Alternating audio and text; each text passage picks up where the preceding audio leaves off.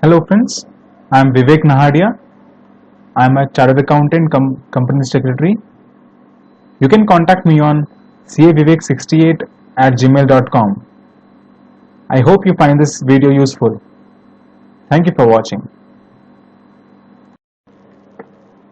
In this video, we'll discuss about the Labor and Industrial Laws 1.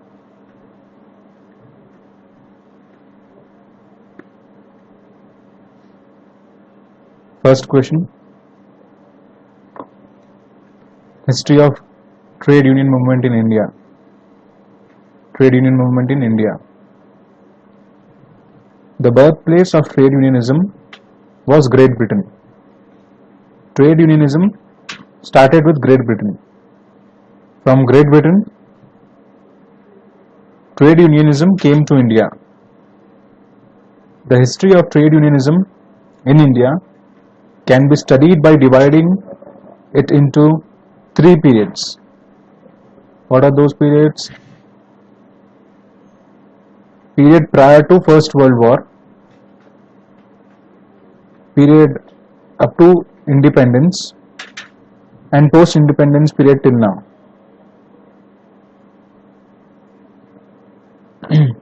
So this trade unionism history can be divided into three periods. First period is what? First World War and before. This is the first period. Okay, then second period is what? From First World War till independence.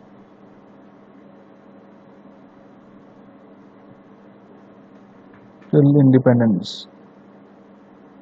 And the third period is what? Post independence.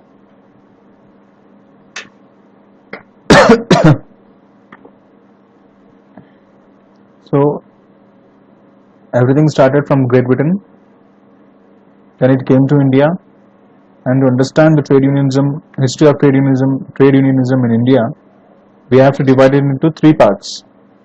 The first period is what? Before the First World War. Second period is till the date of independence, and third period is post-independence period till now. Is the registration of trade union.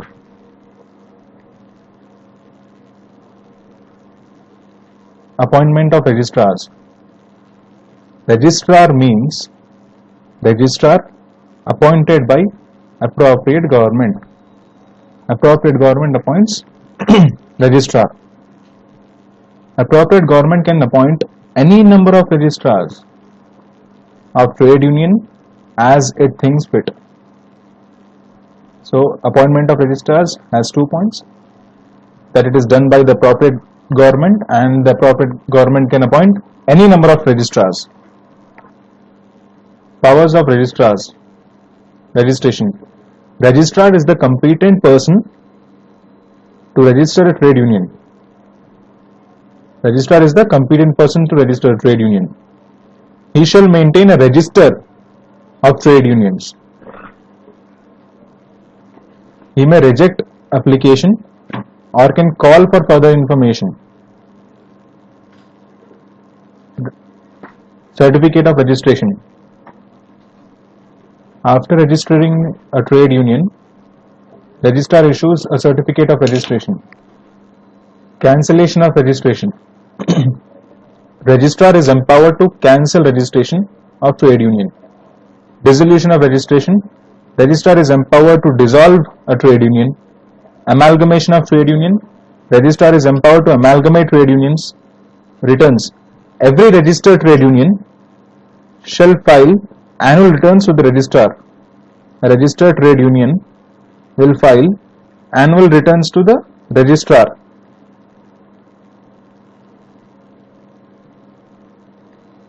So powers of registrars, this can be asked as a short question also, powers of registrar, or it can be asked in the long answer type. So powers of registrar is very important. What is the first power? To do registration. He can even reject the application or approve the application. He can ask for further information. Second is certificate of registration. If he is satisfied that the information supplied to him is fine, he can issue a certificate of registration. Cancellation of registration, registrar can even cancel the registration which he has already given. Dissolution he can do, amalgamation he can do, and returns. About the returns is that the registered trade union has to file annual returns with the registrar. Let's use a memory technique for this. The memory technique is CD rat R cube, because we have 3 points of R. C stands for cancellation of registration. D stands for dissolution of registration. Then R cube means we have 3 points of R. The first point is registration. Then we have certificate of registration. This is also R. Fifth is returns. So R cube is done. A is equal to amalgamation. This is the sixth point. What is T?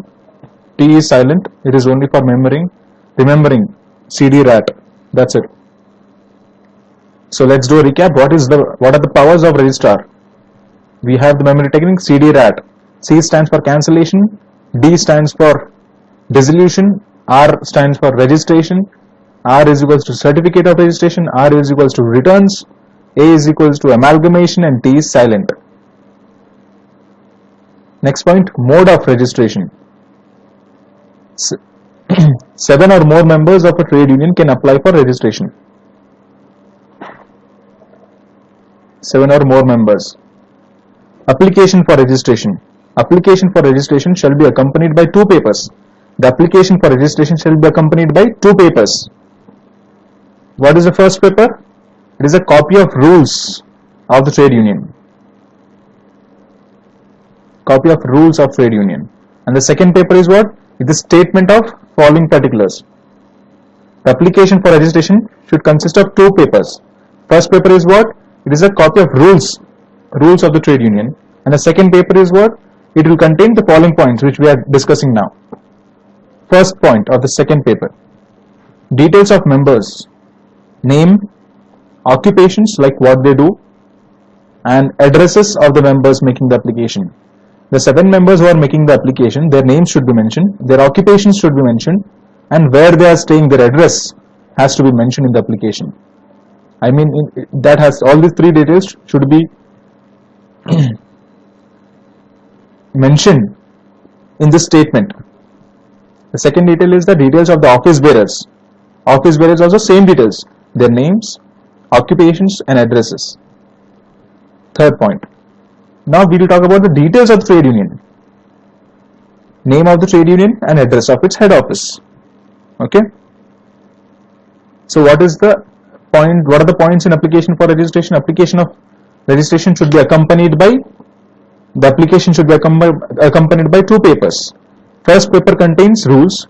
Second paper contains following particulars. What are the particulars? It is very easy to remember. What are the particulars? We have to write the details of the members. We have to give the details of the office bearers. We have to give the details of the trade union. Members, office bearers, trade union. If you want to remember, you can even remember like this. Trade union has the 7 members in corporate trade union. Then for the trade union management, office bearers are appointed. So basically there are 3 main parties in trade union. The trade union itself, its office bearers, and the 7 members who incorporated the trade union. So in the statement also, details of all these 3 important parties should be mentioned. Now we'll discuss about the provisions to be contained in the rules of the trade union. We are saying that in the statement we have to give along with the application form, we have to give the rules of the trade union, right? So in this we are discussing what are the provisions to be contained in the rules of the trade union. We are discussing the first paper. Second paper we have discussed now. Now we are discussing the first paper here. What these rules should contain? These rules should contain the name of the trade union, objects of the trade union, list of members, and list of office bearers. Even in this, if you see, again there are the 3 main parties: the trade union itself, the office bearers, and the members. Even in this, if you see, the trade union itself, the office bearers, and the members. So almost all the points will move around these three important parties. Then power to call for further information. Registrar has the power to call for further information for registration purposes. Registrar, on being satisfied that all the requirements are complied with, shall register the trade union. Certificate of registration. The registrar shall issue a certificate of registration which shall be conclusive evidence. Conclusive evidence means what? Once a person shows that he has this certificate of registration, nobody can doubt the registration of the trade union. It is the conclusive proof that the trade union has been registered under the Act. Let's do a quick recap. We are talking about the registration of trade union. What is the procedure to register a trade union? This is a very important question. First point, appointment of registrars. We have discussed that appropriate government appoints registrars and they can appoint any number of registrars. Second, powers of the registrars, for which we have a simple memory technique which is CD-RAT. So C stands for cancellation of registration, D stands for dissolution of registration, R stands for R, we have 3 points. R stands for registration, certificate of registration and returns. A stands for amalgamation and T is silent. Then we discussed about the mode of registration. 7 or more members go to the registrar and apply for registration. They give the application along with 2 papers. The first paper is about the rules.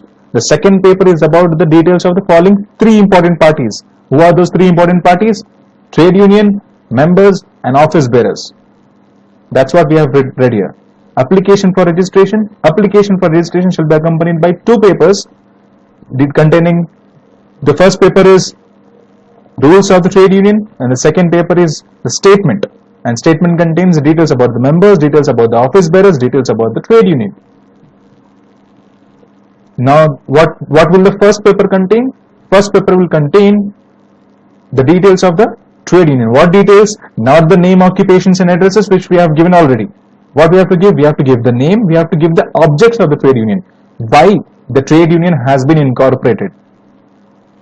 Third point is list of the members. Don't give the names, address again in this because it has already been covered in the second statement. So first statement should contain only the list of the members, then the list of the office bearers. So 3 important parties, but the details are different here. The 3 important parties, details are different here. Power to call for further information. Once registrar receives the application along with the 2 papers, he will go through all the papers. Then if he needs any further information, he can ask the members to get the further information which he needs. Then registration. In case after getting the information or he is satisfied already with the papers, he says that he feels that yes, fine, the registration can be done. What he will do? He will give the certificate of incorporation to the members. And this certificate of incorporation, the certificate of registration, certificate of registration is the conclusive proof, conclusive evidence that the trade union has been registered. So in case this question is asked in a long 15 marks question, so how will we remember so many points? Very easy. See, in the first 2 points we are talking about the registrars, his appointment and his powers. Fine. Then we have the normal procedure. How? See, let us try to recollect without saying the answer. As I said, the first 2 points are about the registrar. So first point is what? Appointment. Who appoints? Appropriate government will appoint. And appropriate government can appoint any number of registrars. So first point of registrar is done. Second point of registrar is pending. What is the second point? Powers of the registrar, for which we have a memory technique. CD-RAT, R cube and T is silent. Then we will discuss the normal procedure. What is the procedure? 7 members of the trade union go to the registrar, file the application along with the 2 statements. What will the 2 statements contain? First statement will be about the rules of the trade union, containing the details of the trade union, objects of the trade union, the details of the members, the list of the members, then the list of the office bearers. Three important parties, details, basic details are given. In the second statement, perfect specific details are given. What are the specific details? Their name, their occupations, their addresses of the members, name, address, occupation of the office bearers, name, address, occupation of the trade union. Occupation is not required of the trade union, so it's a name and an address of the trade union. So imagine the procedure. 7 members went, gave the application. Now it's time for the registrar. What will the registrar do? Registrar will go through the application form. In case he needs any other information, he can ask for any other information, or in case he is satisfied, what will do? He will obviously issue the certificate of registration. So it is very simple. First 2 points is about the registrar, his appointment and his powers. Then the normal procedure, people go, give the application, registrar scrutinizes and registers the trade union. That's it, very simple. Now we'll discuss the immunities. Immunities provided for registered trade unions. Immunities means the benefits, advantages. Immunity actually means like a person files a case against somebody. Okay, immunity means what? You cannot file a case against him. That is immunity. So there are 2 types of immunities provided to registered trade unions. There are 2 types. First is criminal, second is civil. So simple. 2 immunities are provided to the trade unions, registered trade unions. What are the 2 immunities? First one is civil and the second one is criminal. That's it. So immunity from criminal suits. Suit means case. No office bearer, first important party, or member, second important party, of a registered trade union, third important party. So no office bearer or member or a registered trade union shall be liable to punishment in respect of agreements made between members for the objects of the trade union. If the agreements are made for the objects of the trade union, then neither the office bearers nor the members and not even the trade union can be held liable. If the agreement is to commit an offense, then they are liable. So what we have to see is, we have to see the agreement. Is the agreement for the objects of the trade union? If yes, then they are not liable. All 3 important parties are not liable. If the agreement is for is to commit an offense, then they are liable. Simple. Next point. The object of this section is to safeguard the trade union, its office bearers and members also, from the mighty employer and his political influence, because we know that employer is at a stronger position. He has a lot of contacts in politics, he has a lot of contracts, he is a superior person. So the act wants to protect the weaker part. Who is the weaker part? The trade union, the members of the trade union, the office bearers of the trade union. This is not an absolute right. The act wants to protect the trade union, but this is not an absolute right. They cannot misuse this right against the employer. So this is not an absolute right. It depends upon facts and circumstances of each case. So depending on the situation and the facts and circumstances of the case, the court will see whether the trade union is misusing the right or not. If the trade union is not misusing the right, then fine, this immunity is available to them. If the trade union is if the trade union is misusing the right, then this immunity is not available to them. If the trade union is not misusing the right, then this immunity is available. The law wants to safeguard the trade union, its members and the office bearers. All these 3 people are ultimately what? Trade union is what? The weaker section, the salaried employees, the workmen of the factories. So the government wants to protect the workmen from the mighty employer. That employer can file a suit against the criminal case against the employees, the workmen. So the government wants to protect them by giving them immunity. Immunity from civil suits. This immunity is also available to the registered trade union, office bearers and the members, the three important people again. So immunity from civil liability, immunity from tortious liability, and immunity from agreement in restraint of trade. Whenever there are any agreement in restraint of trade, this immunity is available to the trade unions. So let's do a quick recap. So what are the immunities available to registered trade union? There are two immunities available to registered union, and it is very simple.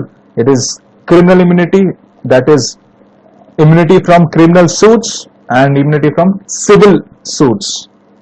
Criminal suits. What is the immunity? To whom it is available? To registered trade union, its office bearers and its members. If the agreement is for the objects of the trade union, then the immunity is available. If the agreement is to commit an offense, then is the immunity available? No, the immunity is not available. And this is not an absolute right. An immunity from civil suits, we are saying that we are talking about 3 points here. Civil suits, to whom the immunity is available? Again, the three main parties: trade union, office bearers and members. Then the immunity from civil liability, immunity from tortious liability, and agreement in restraint of trade. Now we'll discuss the dissolution of trade union. What is the procedure? Notice of dissolution signed by the 7 members and the secretary of the trade union. For the formation of the trade union, 7 members file the application. For the dissolution of the trade union, again 7 members file the application for dissolution, plus there is one more person, signature of the secretary. For application, only 7 members are sufficient. For dissolution, 7 members required plus secretary. So notice of dissolution shall be signed by 7 members and by the secretary of the trade union, and shall be sent to the registrar. This notice shall be sent within 14 days of dissolution. Once dissolution happens, within 14 days, this notice of dissolution should be sent from the members to the registrar. On receipt of such notice, registrar has to register the registration of dissolution. Very simple. Imagine the application of registration that we have discussed earlier. What we have discussed: 7 members go and give the application, then the registrar sees it and calls for further information. If he is satisfied, then he approves. Simple. You can imagine the story. 7 members going, registrar seeing the documents and approving. Same procedure for dissolution. 7 members giving plus secretary. The 7 members plus secretary giving the registrar a notice of dissolution. Registrar approves and registers the registration of dissolution. One additional point is that this notice should be given to the registrar within 14 days of dissolution. That's it. Only one additional point. Simple. Now we'll discuss about the amalgamation of trade union. Amalgamation means when 2 persons combine. It is called amalgamation. A limited, B limited combined to form AB limited is amalgamation. So any 2 or more registered trade unions may get amalgamated together as one trade union, with or without dissolution. This means that this A is one trade union, B is another trade union, they combine and become AB trade union, provided that at least 1/2 of the members vote and 60% of the votes recorded are in favor. At least 1/2 of the members vote, and out of those 1/2 of the members should vote. So this is the 1/2, suppose, and in this 1/2, at least 60% should be the votes in favor of amalgamation. The registrar of the state in which the head office of the registered trade union. Now we are saying that A trade union might be of Madras, B trade union might be of Hyderabad. So A and B are of different places, so they will have a head office of the trade union. So what he is saying, the registrar of the state in which head office, example there, let us take an example that they have decided to put the head office as Hyderabad. So the registrar of the state, Telangana's registrar. So the registrar of the state in which head office of the registered trade union is situated may register the trade union. Which trade union? Both are registered. Now he'll register the trade union AB. That is amalgamation. Very simple. Collective bargaining. This is a very nice concept. Collective bargaining. Employer is superior in position due to his wealth. This everybody knows. Very simple. Employee is weaker. He is not in a position to bargain with his employer. Correct. But a group of employees can successfully bargain with their employer. If one person goes and talks to his employer, he won't listen. But if group of employees go and talk to him, he has to listen. This is nothing but collective bargaining. Very simple. This is a very simple concept. You can imagine like you are buying a product, you are going and bargaining yourself. The other person, the seller, might fool you or he won't listen to you. Imagine a group of friends, like 5 people go along, or you go along with your dad, your mom, the 3 to 4 people go and bargain. So then there is a higher chance that the seller will listen to you. That is nothing but collective bargaining. You have been doing collective bargaining in your daily life. This is nothing new. It is not a new concept. So whenever you go for bargaining, remember this concept. Yes, we are doing collective bargaining. What are the prerequisites of a successful collective bargaining?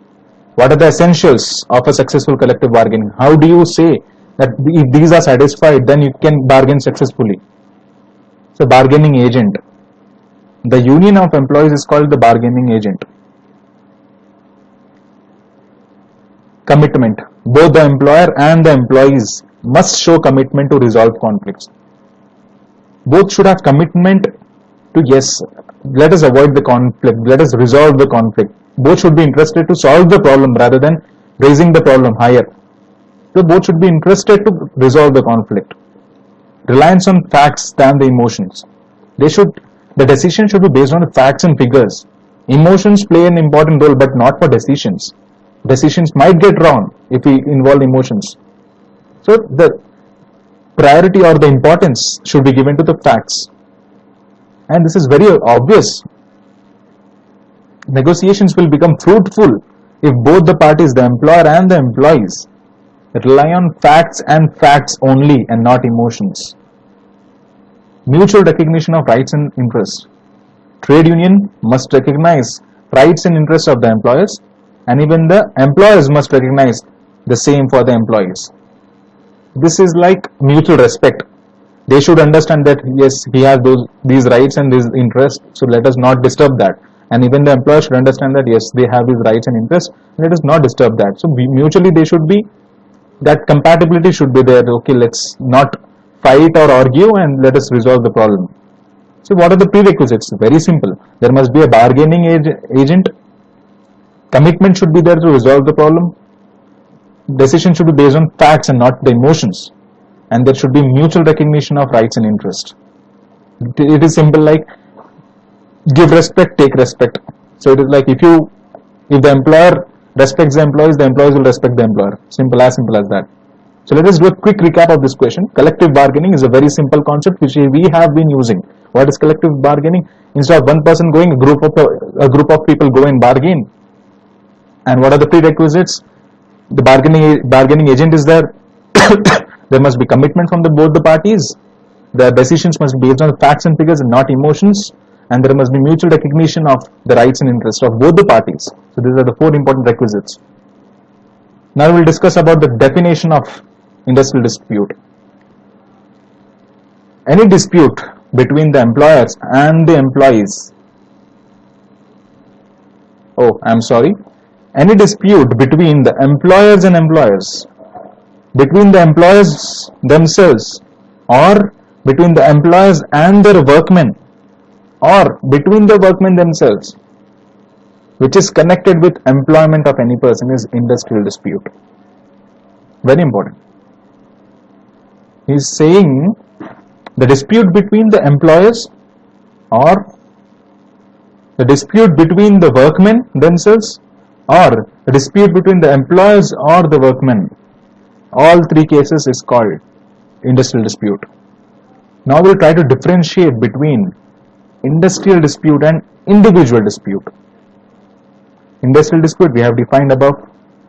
Now we'll define what is individual dispute. Individual dispute, a dispute between employer and a single workman. Between employer and a single workman. Do write this point, these important words in exam, it will fetch you good marks. So the dispute between employer and a single workman cannot be treated as an industrial dispute. Obviously, industrial dispute, you can imagine, let's leave the subject aside. You imagine, I'll ask you a question.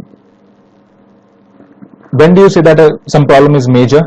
When a lot of people come and oppose it. If one person stands and says that I have this problem, will you consider it? You won't. You'll feel that that is an individual dispute, that is a personal dispute. But if for the same dispute, small dispute, a group of people come together and say, then you'll treat it as a major dispute. That is what we are discussing. Difference between individual dispute and industrial dispute is this. Individual dispute is what? Single workman complaining. Industrial dispute is what? A group of workmen complaining. That's it. Thus, for an individual dispute to become industrial dispute, for a small dispute to become a major dispute, what should happen? It has to be established that it had been taken up by the union of employees or a group of employees. That's what I said. A normal sentence. If one person is going, it's a single dispute, or individual dispute, a group of people are going, it's a major or industrial dispute. Dismissal of an individual workman can become an industrial dispute. Here we are talking about only a single workman was removed. Dismissal of a single workman can become an industrial dispute also when a group of people oppose it. That's it. Dismissal of an individual workman can become industrial dispute, notwithstanding that no other workman is party to the dispute. Though the other workmen who are supporting are not the parties to the dispute,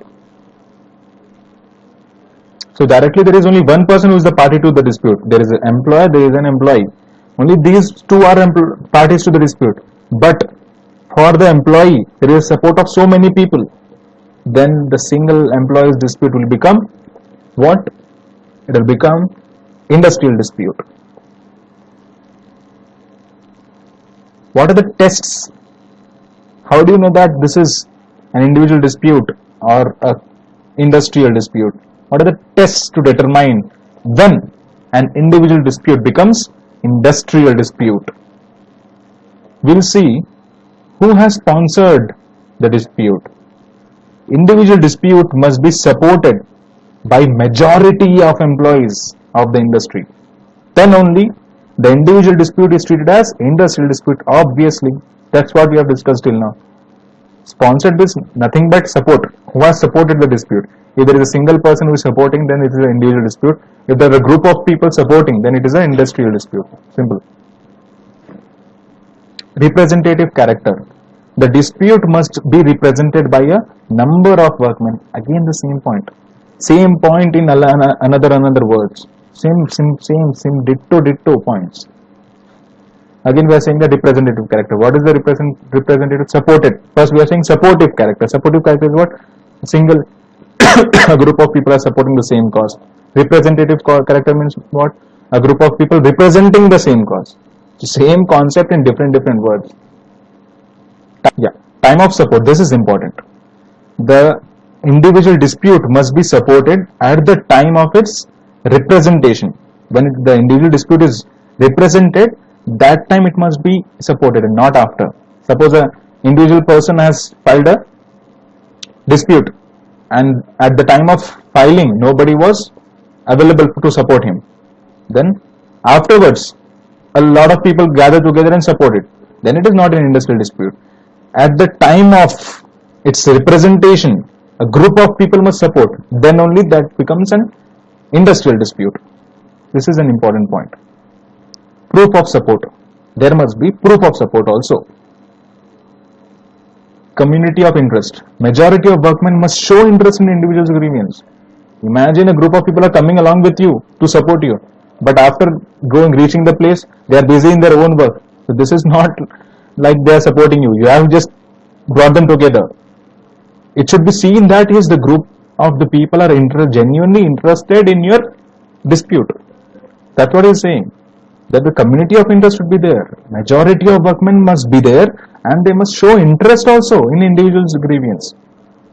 Let us do a quick recap of this. Difference between industrial dispute and an individual dispute. In simple words, individual dispute, single person representing. Industrial dispute, a group of people representing. Simple. Employer and a single workman. Industrial dispute, union of employees or a group of employees dismissal can become an industrial dispute.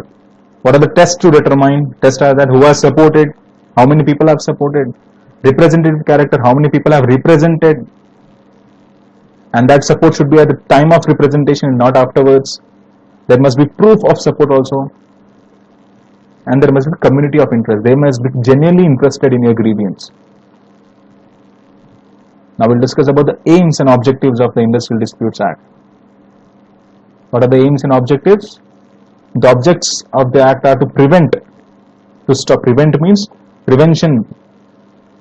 Before the Act actually happens, before the dispute actually happens, the Act wants to create a situation where the dispute do not happen at all, preventing it. So the objects of the Act are to prevent and settle. Settle means what? After the dispute has happened, there is settlement. So the objective of the Act is to prevent the disputes also, or in case the dispute have already happened, then to settle the disputes and maintain industrial peace. There must be industrial peace. Everybody wants peace, so the Act also wants peace. Industrial peace should be there, so that the industries prosper. If peace is there, the industries prosper. If there are fights and confusions, disputes, then the industries will waste time in resolving the disputes itself. They won't prosper.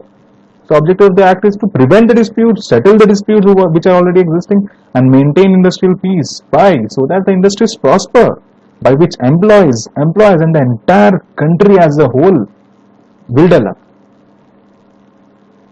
The main object of the Act is to harmonize the relations between the employer and employees. The relationship of employers and employees is very, very critical. No matter what the employer does, the employer feels that the employees are wrong, employees feel that the employer is wrong, and there are disputes going on every day, every now and then.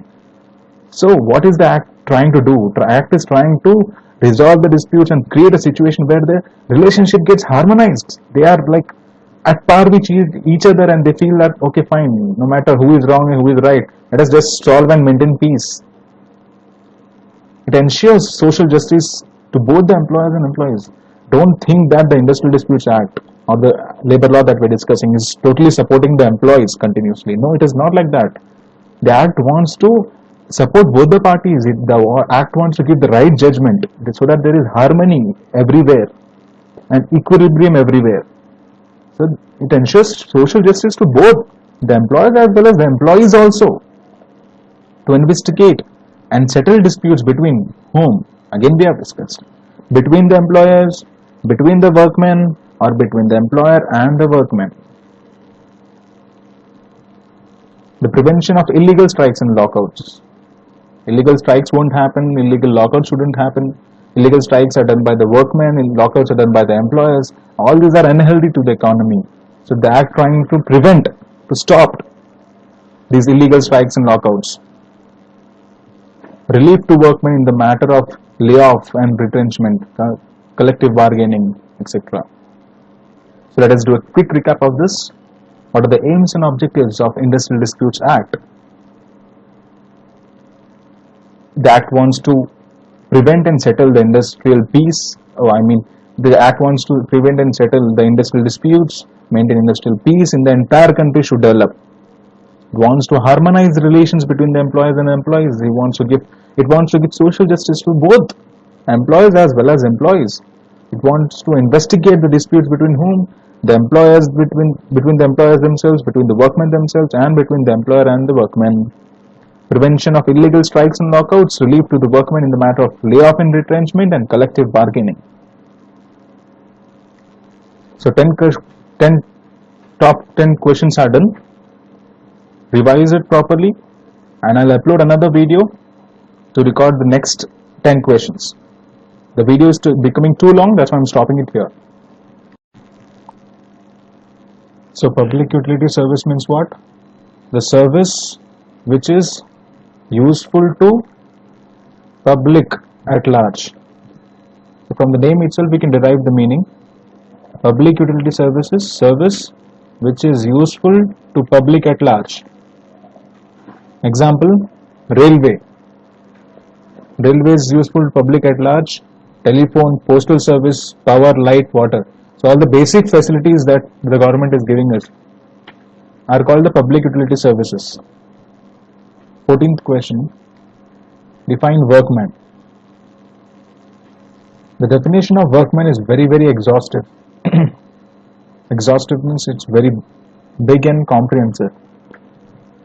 So workman means any person employed in an industry to do any manual, unskilled or skilled, technical or operational, clerical or supervisory work for hire or reward, and includes any person who has been dismissed. This is the definition of workman. Big, isn't it? But fine, I'll just simplify it. Workman means person. We are talking about the Industrial Disputes Act, so that person should be employed where? That person should be employed in an industry. He is employed. Why will he be employed? He'll either do the manual work or technical work. He'll do unskilled work or he'll do skilled work. He'll do operational work or clerical work or supervisory work. So the work can be of various types. The workman is employed where? In an industry. Basic condition. Then why is he employed? To do unskilled or skilled, to manual or technical, to operational or clerical or supervisory work. Now he works. What he gets in return? Either he gets a reward or he is hired for some limited purpose. So that person is employed for hire or reward, and includes any person who has been dismissed. The person who has been dismissed also is included in the definition of workman. 15th question, discuss the law relating to strikes under the Industrial Disputes Act. It is very important. Strikes is like a mandatory question in the exam. I have seen this lot of previous examination question papers, and strike was a very important question, and it's extremely easy. Strike means what? Strike, we have seen, we have heard about it since we were kids. Strike, this strike, that strike, auto strike, that strike. So what is auto strike? A group of auto people do strike if the government or the authority over them does not fulfill their wants. That's why they go on strike. In Industrial Disputes Act, what? Employees, that the trade unions together decide to go on strike if the demands are not fulfilled by their employees. So what is strike? Strike means stopping of work. The employees stop the work. The stopping of work should be by a body of persons. Again, the same thing like we have discussed in the industrial dispute or the individual dispute. What is the difference? Individual dispute is for one person, industrial dispute is a group of persons opposing. Even in strike, if one person does not work, we can't say that there has been a strike. If a group of or body of persons do not work, stop the work, then we say that it is strike. Such body of persons should be employed in an industry. It is very important that they should be in industry. Then only the Industrial Disputes Act is applicable. The definition of industry is very important, because if a business is not industry, then the Industrial Dispute Act is not applicable at all.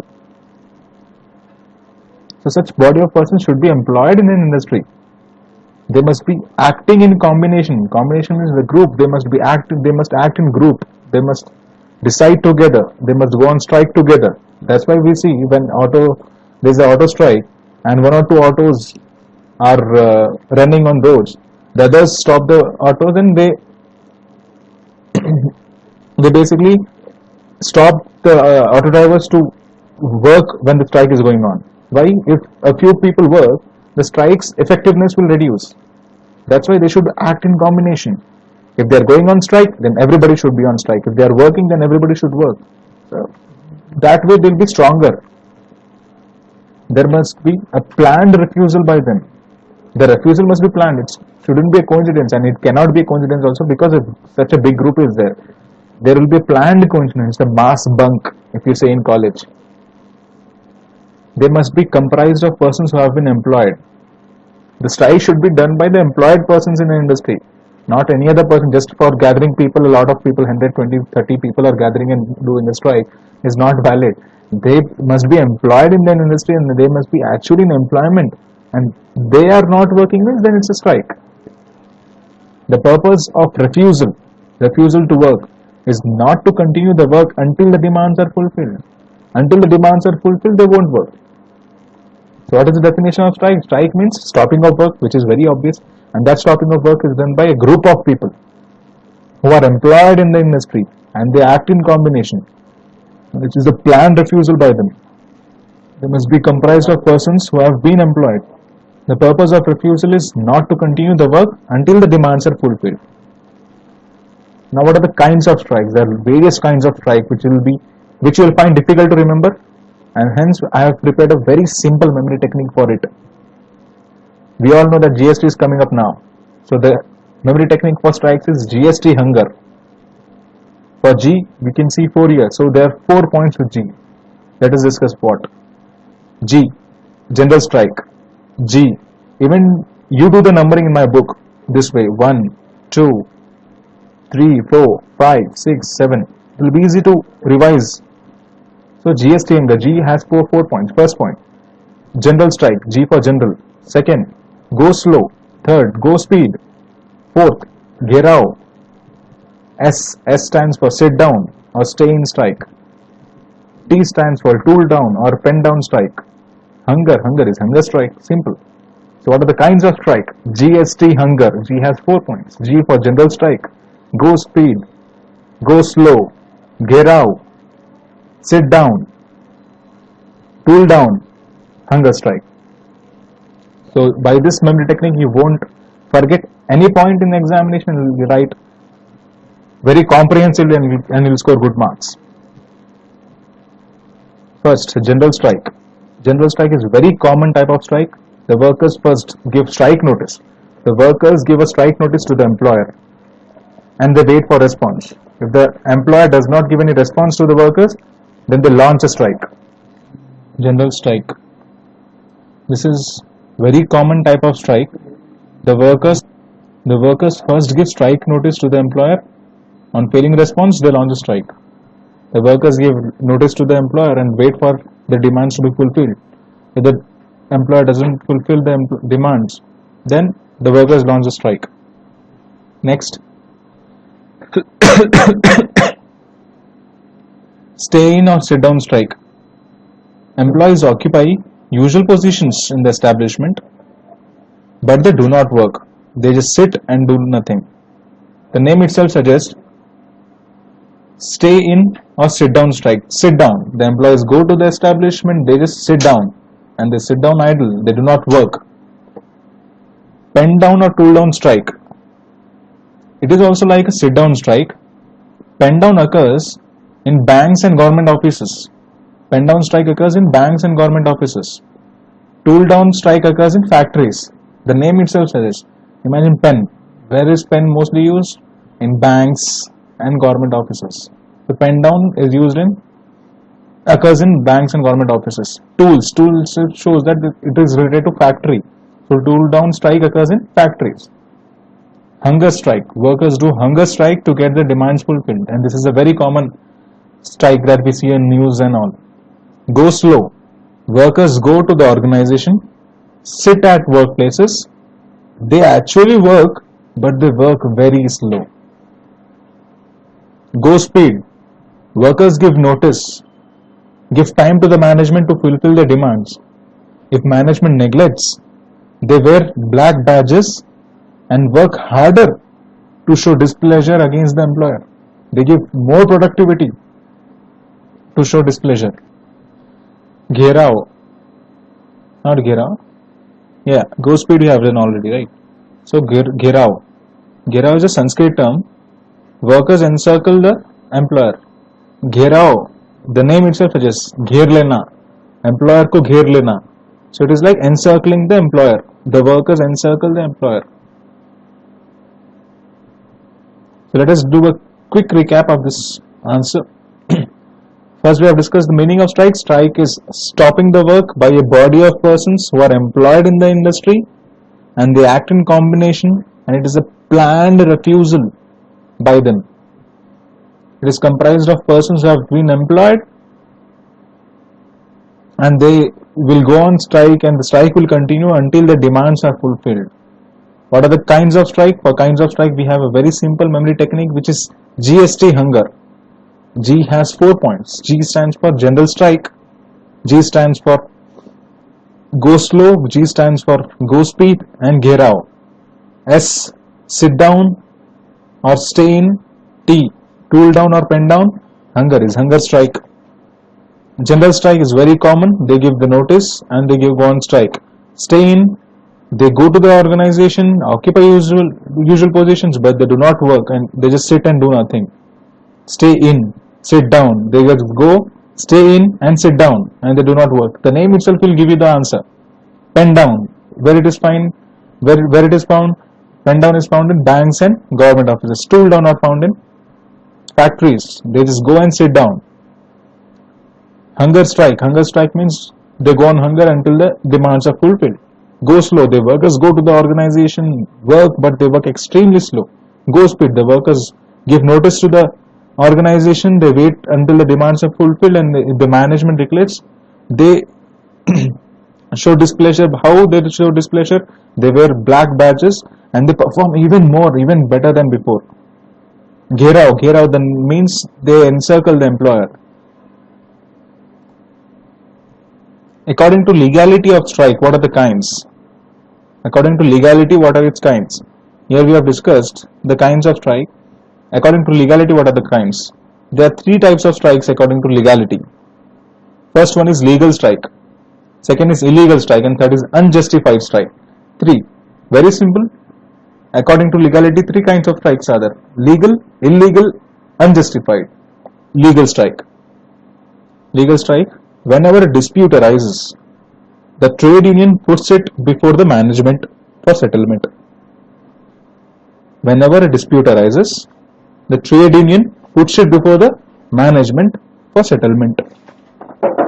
If there is no settlement, trade union approaches the appropriate government with this dispute. What is it? Whenever a dispute arises, the trade union takes the dispute and goes to the management. If the management neglects it, then the trade union takes the dispute to the appropriate government. If the appropriate government does not solve the problem, then the trade union should give a notice to the employer. Trade union takes the dispute to the management, they ignore. Take the dispute to the government, they also ignore, or they are not able to solve. What then the trade union does? The trade union gives a notice to the employer. Employer on receipt of the strike notice, this is called a strike notice. Employer on receipt of the strike notice shall inform the conciliation officer. Then negotiations with the trade union starts. If the negotiations are successful, workers don't go on strike. If the negotiations are not successful, then the workers launch strike from the date mentioned in the notice. This is called legal strike. Actually, this is the procedure to be followed by the workers or the trade unions to launch a strike. If they follow this procedure, then it is called legal strike. If they don't follow this procedure, then it is called illegal strike.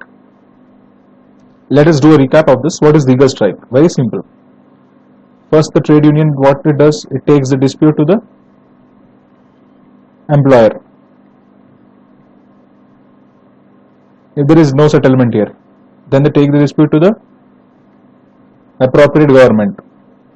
Even there is no settlement here, then what they do? They directly launch strike notice to the employer. What will the employer do? Employer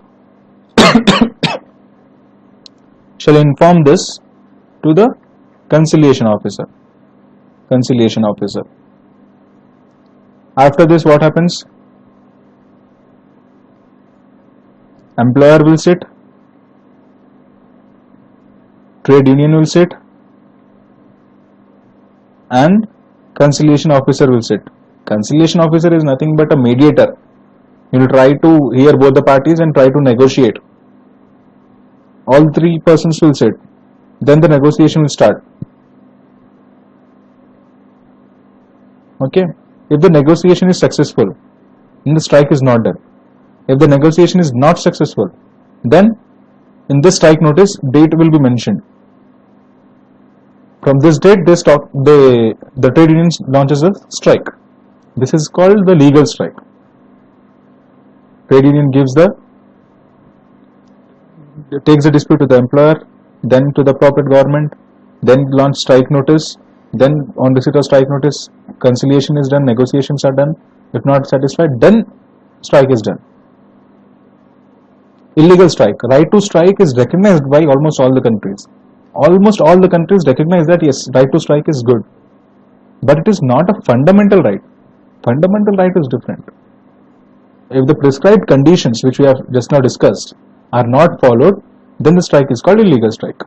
If the conditions are satisfied, then it is called legal strike. If any of the conditions are not satisfied, then it is called illegal strike. Unjustified strike.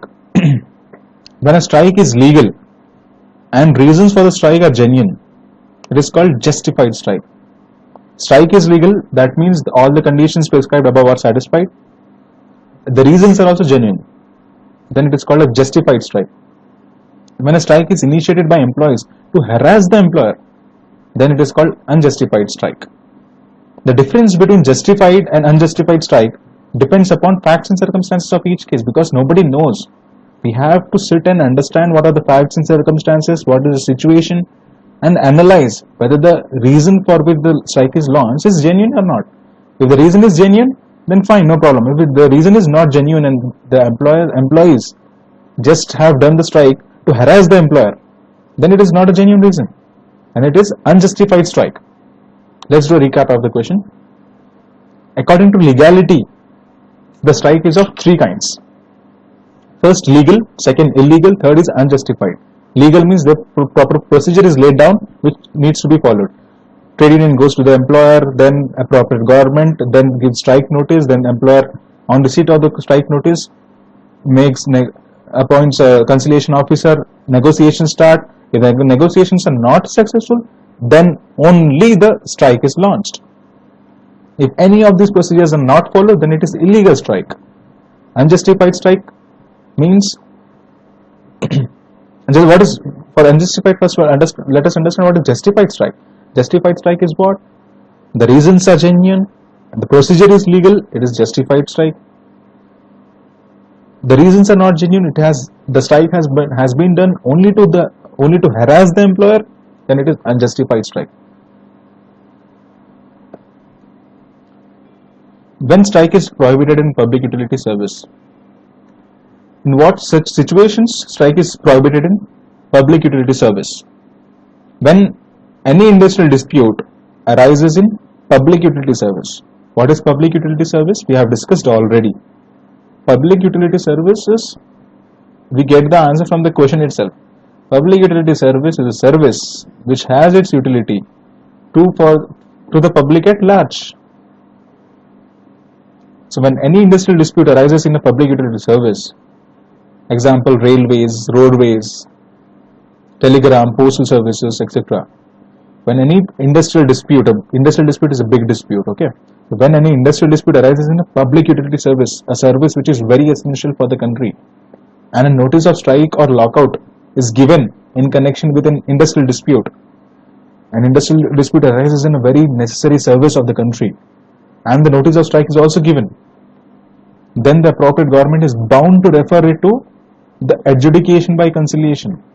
What will the appropriate government do? As per the procedure of the strike, what we know that the dispute is taken to the employer and then it is taken to the appropriate government. When the dispute is received by the appropriate government, what will the appropriate government do? It will refer, it is bound to refer, it has to compulsorily refer that dispute to the adjudication by conciliation. And it is obligatory on the part of the conciliation officer to hold conciliation proceedings. Why the appropriate government is bound to refer it to the adjudication by conciliation, and why the adjudication by conciliation, that is the conciliation officer, is bound, or it is obligatory, it is compulsory for him to hold the conciliation proceedings. Why it is compulsory? Why? Because the service itself is public utility service. It is very, very essential for the economy, very, very essential for the country. It cannot be stopped. Strike cannot be done. Thus, as the strike is about to happen in the public utility service, it is very, very important, and it is obligatory, it is compulsory for the appropriate government to take action on that, to appoint conciliation officer as soon as possible, and the conciliation officer is bound to start the negotiations as soon as possible. Further, the regulatory provisions on strike and lockouts are more rigorous. Rigorous means more strict, more stringent. The regulatory provisions, the law is very stringent with regard to public utility service industries. Why? It has to be strict, it has to be very stringent, it has to be very rigorous, because ultimately it is a public utility service. It cannot be stopped. Strike happens in a public utility service. Imagine the postal services are not working for a day. It will be a huge drawback to the entire country. It is stopped. So many postal cards, so many transactions happen. Thousands, lakhs, crores of transactions happen across the country with postal services. If that is stopped because of strike, is very setback to the government. If the government takes entire effort to make sure, to ensure that the public utility services are never stopped, at least because of these reasons like strikes and all. Discuss the law relating to the lockouts. Meaning, lockout means to shut or to close. It is an act of the employer. Till now we were discussing the act of the employees, and the trade unions should give a notice to the employer, should go to the appropriate government, they go on strike, what are the kinds of strikes. All the strikes and all are the weapons in the hands of employees, workmen. But lockout is a weapon in the hands of employer. It is an act of employers preventing employees from entering the place of work. In strike, what is a strike? If this is the place of work, the employees go on strike and they don't enter, or if they enter, there are different aspects, different kinds. So for a simple example, we can take the employees are not willing to go in the organization work. This is strike. If the employer doesn't want the employees to work, it is lockout. If the employee doesn't want to work, it is strike. If the employer doesn't want the employees to work, it is lockout. It is an act of employers preventing employees from entering the place of work. Temporary closure of place of employment. It is only temporary, it is not permanent. So what is the concept? Strike is a weapon in the hands of employee. But lockout is a weapon in the hands of employer. Make a correction here. It is temporary, it is not permanent. It includes a number of persons employed in an establishment. If the employer says a particular person, Mr. A, not to enter the establishment, it is not lockout. Lockout is a very big term. When an employer says around 100 or 50 employees of the organizations not to enter the work premises, it is lockout.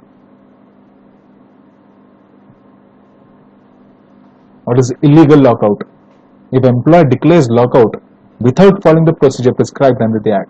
We have discussed illegal strike. What was illegal strike? There is a particular procedure prescribed by the Act. If you follow that procedure, then the strike is legal. If you don't follow any of the procedures, then the strike is illegal. Similarly, for the employers also, there has to be a rule. No, they just suddenly can't come up and say that you are I'm declaring lockout and you need not work, you need not enter the premises. So even for the lockout, there are particular steps to be followed.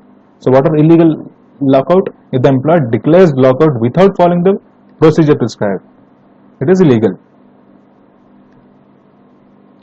Now we'll find a difference between strike and lockout. Strike is a weapon of the workers. Lockout is a weapon of the employer.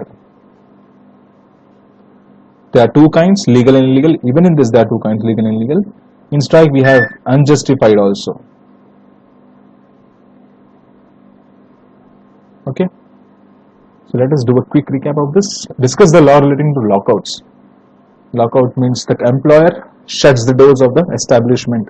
Workers did not come and work. It is done for a large group of workers. It is a weapon in the hands of the employer. It is temporary. Main point here is it is temporary.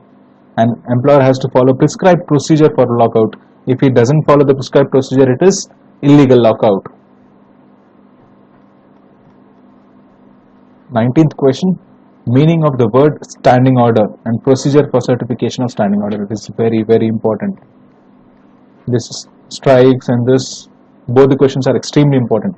Specifically this standing order and procedure for certification of standing order is very, very important.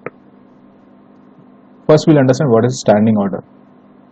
Employers and employees mutually agree and frame general rules pertaining to the working conditions, working environment, the general rules, the basic rules that they have to find, how the work environment should be, what should be the timings, etc.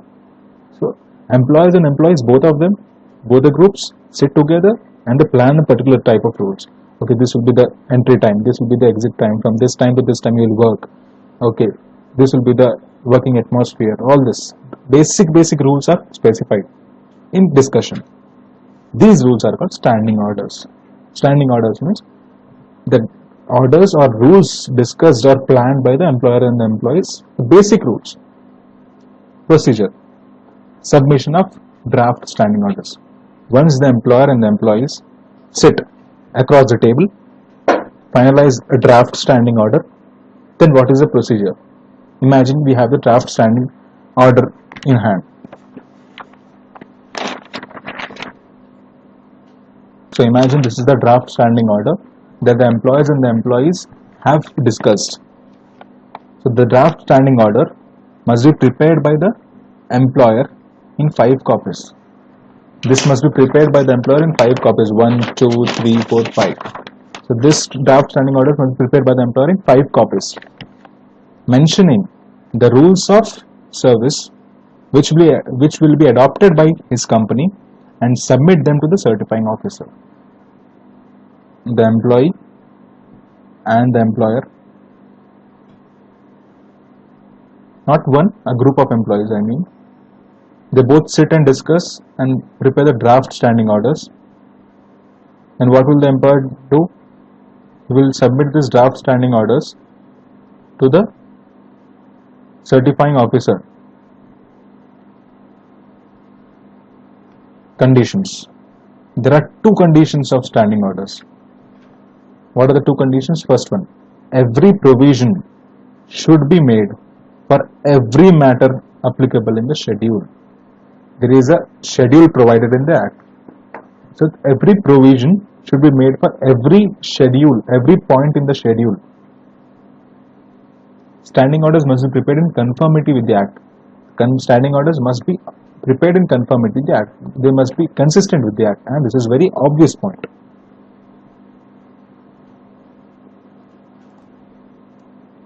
Certification of standing orders. On receipt of the draft standing orders, the certifying officer will send a copy of it to the trade union requiring objections from them. What has happened?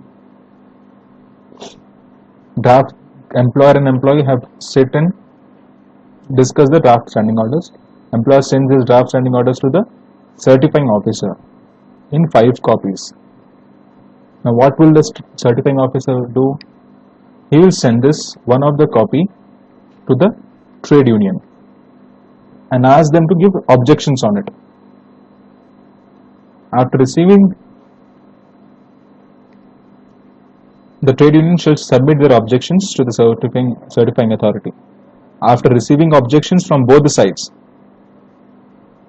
means the employer as well as the employees, the certifying authority shall follow natural justice and make an order. He shall then certify the standing orders. What has happened here is, he has sent, certifying authority officer has sent one copy to the trade union and asked them to give the objections. They give their objections. Then this person, certifying officer, hears both the sides, and if he is satisfied, he will certify the draft standing orders, and these draft standing orders will become certified standing orders.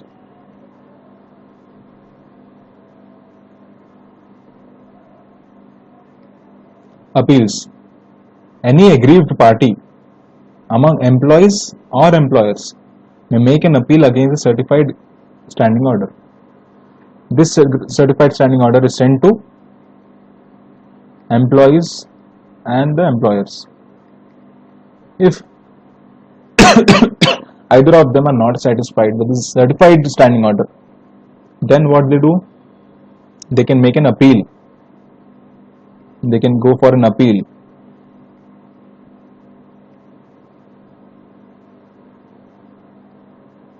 Date of operation of standing orders. On the expiry of 30 days from the date of certification, when he has certified this, then within 30 days plus 30 days,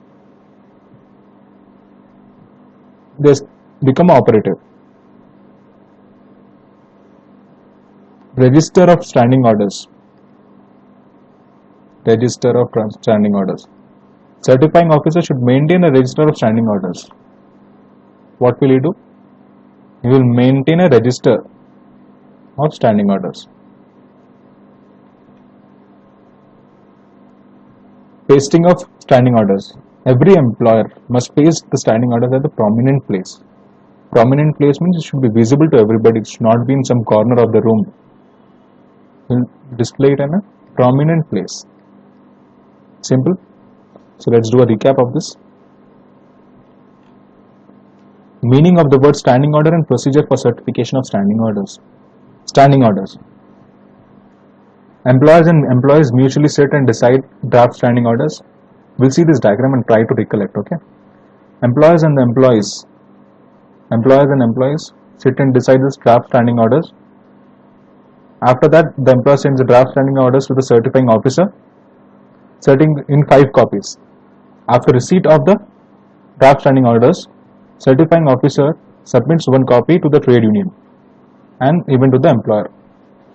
Then the certifying officer asks both the parties to submit their objections. After the certifying officer receives the objections from them, he will sit, and if he feels that yes, now the draft standing orders can be certified, he certifies the DSO. After DSO becomes certified, becomes CSO. CSO is what? Certified standing orders. And this certified standing orders are sent to the employees as well as the employers. After the receipt of this certified standing orders, if the employer or the employee are not satisfied with any of the conditions mentioned in the certified standing orders, they can go for appeal. If they are satisfied with it, then the certified standing order becomes operative on the expiry of 30 days from the date of certification. And this certified standing orders must be displayed by the employer at a prominent place in the establishment. That's it. Draw this diagram. It will be very easy for you to recollect and understand the sequence in examination. If you remember or understand the question in parts, it will be very difficult for you to remember. So understand it as a sequence, the way we used to understand for the procedure for registration of trade union. Similarly, understand this also. It will be very easy if you imagine it as a story. For that, this diagram will be helpful for you. 20th and the last question for this video. Modification of standing orders. The standing orders may be modified or altered at any stage before or after certification. This is certification point. Standing orders can be altered before and standing orders can be altered after also. Modes of modification. Modification before certification. Employer files 5 copies of the draft standing orders before the certifying officer. We have read already. This is fine. Certifying officer sends copies of it to the trade unions. This also is fine. We have read it already. Trade unions may submit their objections. We know it. After hearing both the sides, certifying officer may modify or alter the draft standing orders. This also we know. The same procedure you can write here in modification before certification. And last point you can write, after hearing both the sides, the certifying officer may modify or alter the draft standing orders. Now we'll read modification after certification. Certification,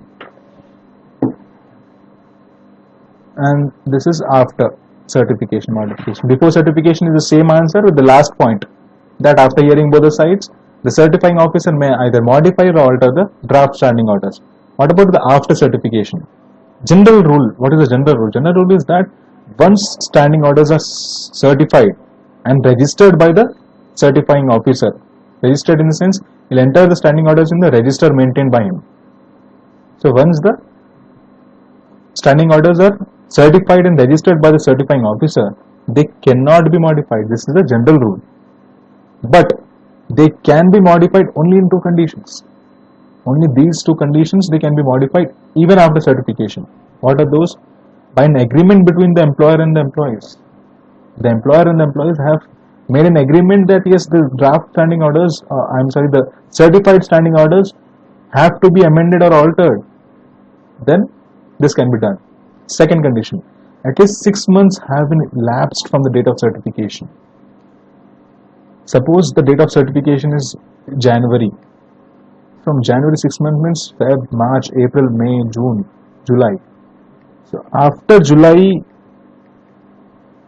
2 conditions should be fulfilled.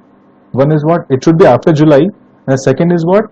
There should be agreement between the employers and the employees. Before July also, this alteration cannot be done. Both the conditions need to be fulfilled. Or actually either of the conditions, not both the conditions. If 6 months are elapsed, agreement is not necessary, application can be made for modification. 6 months have not been elapsed, then by an agreement between the employer and the employee, alteration can be made to the standing orders. Thank you for watching my videos, friends. If you find my videos useful, please click on the like button just below the video. Click on the subscribe button. It is displayed in red color as shown here. Third step, click on the bell icon to get notified when I upload new videos. When you click on the subscribe button, it turns white color and this icon will be displayed. Click on the bell icon. With this, when I upload new videos, you will be notified automatically. Thank you so much.